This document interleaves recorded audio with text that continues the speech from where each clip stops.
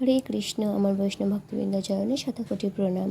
আজ নিয়ে এসেছি তোমাদের জন্য পনিরের পকোড়ার একটি রেসিপি। কাল এই রেসিপিটি একটি মাতাজির পেজে দেখেছিলাম, তাই ভাবলাম আজ যখন গুপুর জন্য কিছু বানাবো তখন এটাই গুপুকে বানিয়ে দেবো।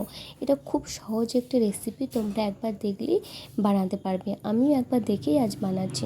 প্রথমে আটাটা ভালো করে সেনে নেবে।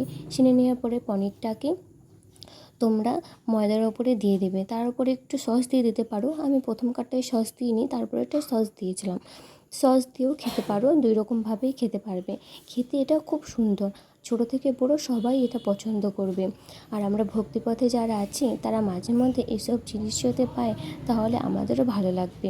তাই বাড়িতে তোমরা নিত্য দিন ভগবানকে সুন্দর সুন্দর রেসিপি বানিয়ে দাও এবং তোমরা সকলে প্রসাদ পাও। এবার কেটে নেব। কেটে নেওয়ার পরে সাবু আছে, সাবুতে আমি মাখাবো। মাখানোর পরে মুচমুচে করে ভাজবো। তোমরা বিস্কুট গুঁড়ো দিয়েও ভাজতে পারো, আমি সাবু গুঁড়ো দিয়েই ভেজেছি।